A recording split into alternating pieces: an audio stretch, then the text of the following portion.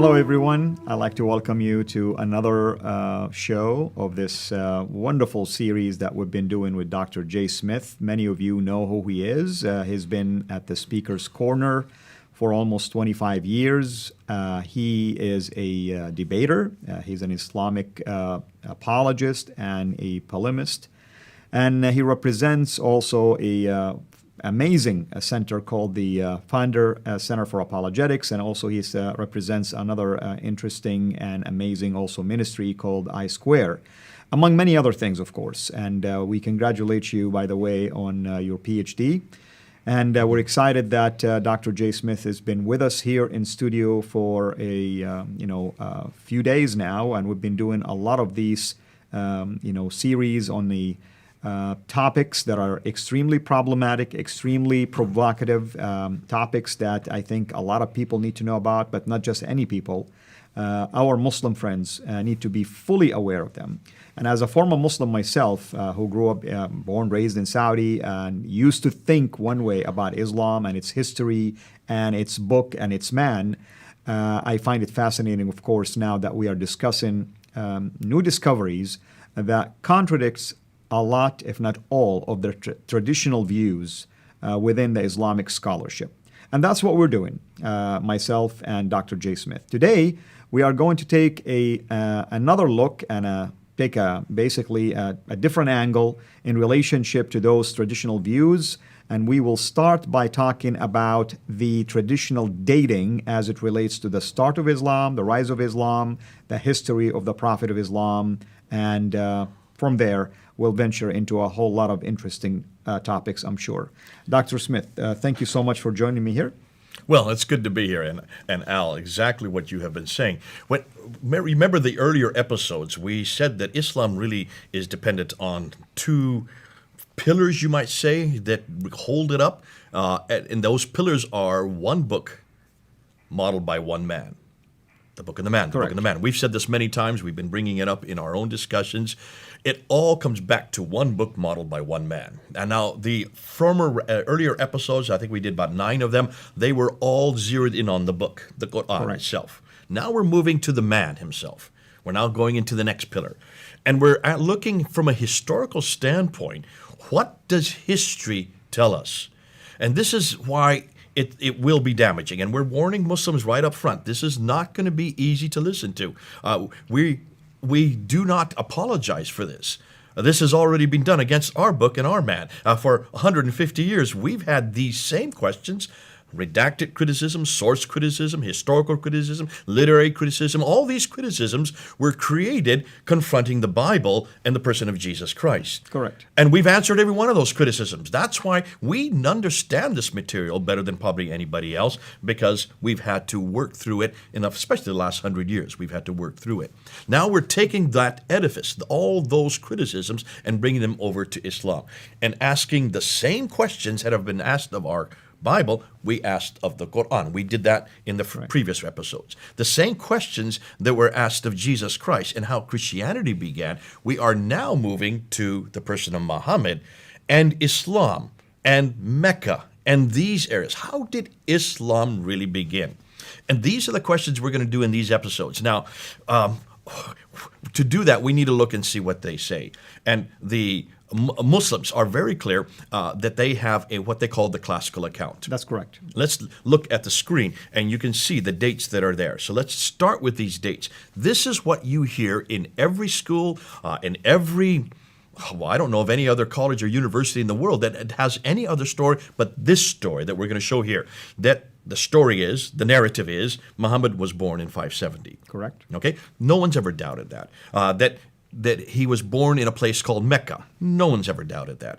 That in 610 he was in a cave, and angel Jibril, as we know Gabriel in the Bible, came down, and as we said in the previous episode, said, Akra, read. And his response was, Ma Akra, I cannot read. Squeeze 3 times, and he goes back to Khadija, his wife, and she does a little test, have him sit on either knee, then disrobe and ask him, was this really an angel? And that proved that this was something authentic. And then she goes and has him talk to her cousin, Waraka ibn Nawfal. who is a Nestorian Christian. One of the ironies is a Nestorian Christian gives him and says, truly, you are a prophet. So it's a Nestorian Christian, according to the Islamic traditions, this narrative that really give Muhammad his authority. That was all in 610. So from 610 to roughly 622, there you can see on the slide, he then receives these Meccan revelations. And by that we mean the second half of the Quran. That's right, and it's very distinguishable, of course, in style and format and everything And else. how is it distinguishable? I mean, it's known to be short, poetic rhymes. A lot of young Muslim kids, usually start there and by memorizing. And most of the Meccan material we can accept. There's not too much that we would have a problem That's with. right. God is up here, man is down here. Correct. God does not enter time and space. There's nothing between God and man. So he needs these intermediaries called these Rasul, these Nabis. And many of the stories there are about biblical characters. They're not the same stories you and I have, and they do not equate with the Bible as we talked yesterday. That's correct. But that Meccan material is the easy material. That's the acceptable material. Correct. Then he moves in 620, before that, in 621, as you can see in the narrative, he is woken up in the middle of the night, told to get on the back of a winged horse called the Burak, and he flies from Mecca up to Medina and then goes up to the seven heavens. To Jerusalem, you mean? Miraj, yeah. Sorry, did I say? I'm sorry, Jerusalem, Yeah. and that's where the Dome of the Rock supposedly right. is situated, where that happens, where he then goes up. We're going to come back to the Dome of the Rock, hugely significant later on in these episodes. But that's where called the Miraj. How do you pronounce it? Yes, Mi'raj. Miraj. So I'll let you do the pronunciation so I don't desecrate it and make a fool of myself. That happens in 621, and then the next year he then goes from Mecca up to Medina, and that's called the Hijrah. That's the Exodus from Mecca to Medina. And that's the beginning of the Medinan revelations, the first half of the Quran. Rule of thumb, first half, because there is some Meccan material in the Medinan chapters. There is some Medina material in the Meccan chapter. But rule of thumb, those really, if you take the Quran and just split it in half, here's the Quran right here, and you just put your thumb, this part, which is the first half, would be Medinan, this part would be Meccan. It goes backwards. You just turn the Quran upside down and you get the right sequence. Yeah, and Now, technically speaking, it's not organized really in such a manner, just to clarify for our audience. so how is it organized? It's organized by chapter size mainly. Largest to smallest. Exactly. It's just that he was not very long-winded at the very beginning of his ministry. He became very long-winded at the end of his ministry. right. I'm saying that tongue-in-cheek. Please don't take that literally. That's the sequence that we're assuming that this narrative is correct. Correct. We're going to destroy everything I've just said in a few hours, but let's continue on with that classical narrative. So if you look at the screen there, from 622 to 632, the last 10 years of his life, then the Medinan revelations are given. In 630, he then comes back down to Mecca and takes over without firing a shot. No war. He did it peacefully. And then in 632, suddenly he dies, which tends to happen with most of us. You can't choose when you're going to die. Some believe maybe he was poisoned. We don't know. But that's what the traditions say. Abu Bakr takes over for the next 2 years. He dies peacefully. Umar then takes over from him, and he goes from 634 to 644. The next 10 years, he is killed. Uthman then takes over from 644 to 656. He is killed. That's and right. it's, as we said in our previous episodes, that's when the Quran was finally written down. And then Ali, the adopted son of Muhammad, should have been the rightful heir according to the Shiites. He then rules for 5 years in 656 to 661, and then he is killed. That's right. That is the narrative. That's the only story I've ever heard. Is that the only story you grew up with? That's the story you've heard. And of course, when you get into the Shia version of events, they will tell you Ali would have been the righteous caliph to start with because he's the cousin of Muhammad. He's almost like the brother of Muhammad. He's the father of Muhammad's only surviving, at least at that time, grandchildren and so on and so forth. But this is the traditional Sunni. Now, explain what you've just said. Muhammad had no heirs, did he? He did not. He had 4 daughters. And he did have 2 sons. And they supposedly died mysteriously. They died when they were too young. They were still children. So he had no male heirs. What is one of the odd things, if he had 12 wives, why is it he could not produce 2 sons? I leave that for the Muslims to answer, but that's a question I've asked many Muslims. He's not much of a model as far as if you want to ask for his fidelity. Not fidelity, but certainly that's a whole other question. But certainly he was able to produce 2 sons. That's ironic in and of itself. But what we do know is Ali was the one that, according to the Shiites, should have been the rightful heir because he was part of the family. Correct. Now, do you know any other story? Now, I'm not giving you everything. This is just the skeleton. Do you know any other story besides this? I mean, this is pretty much what every Muslim needs to know about. Of course, you learn later that there was a biography about Muhammad, Sirat Rasulullah. Okay, now before you get into that, let's just look at this graph again. Yeah. This everything you see in red, in that dotted red line, is what we're talking about. Those are the dates. With the birth of Muhammad 570 and the death 632. That's in that rectangular red dotted line. Correct. Now, let me ask you, we're talking about the 7th century. Certainly, that story, that narrative of Muhammad's life, what he did, how it happened, how Islam really began, how the Quran was finally tabulated, all that should have been written down by someone who was there, right? That's right. At least you would expect someone who was fascinated by the whole thing would have wrote it down. And there was no reason why they didn't know how to read and write at that time, correct? We know of people like Ibn Mas'ud and Ubay who wrote down even Revelations. Okay, it mentioned that they wrote it down. Now, was this story, that everything I've just told you, was it written in that red dotted area? No, it was written later. Oh, so let's look and see. Let's go up the slide again. This is not when it was written in the red area. It was written here. It was first written down by, the story of Muhammad's life was first written down by a man named Ibn Hisham. Hold on a minute. Ibn Ishaq. Okay, be careful. Ibn Ishaq is what is attributed. That's what Muslims claim. Correct. See, his name is there. Look, and you can see, we put it up there. Look at the date, 765, Ibn Ishaq. You notice I didn't put the red line around his name. Why haven't I done that? Because his material, at least most of it, is lost. Well, none of it exists. We don't have any documents today from Ibn Ishaq. The first documents we have are from Ibn Hisham. Look at the date, 833. Ibn Hisham takes what was given to him by his own teacher, who was a student of Ibn Ishaq. That's right. And throws out what he doesn't like, and only retains what he does like, and then writes it down in and so that is the first tabulated biography that is extant today. And the interesting thing is he introduces also for the first time the genealogy of Muhammad in there. Interestingly, and this is in 833. That's correct. Now, let's do your math. 632 is when Muhammad died. 833 is when Ibn Hisham died. How many years have we got 201 years. 200 years. It takes them 200 years to write down the first biography of Muhammad. And one of the most basic requirements for a biography is eyewitness accounts. Absolutely. Now, even more than that, most Muslims don't go to the Sirah. That's the biography. They go to the Hadith. So when was the first compilation extant that exists today of the Hadith of Muhammad? 240 years. There it is right there on the graph. Let's look at the graph again. There it is. 870 is when Al-Bukhari dies. He's the first to tabulate it in one form. He was given 600,000 of these akhbars, and he whittles them down, throws out all of them except for about 7,400, basically 397. That's 80. So 98% he throws out and only retains 2%. Throws out the vast majority, retains only 2%, and that's the 9 volumes that we have today. Correct.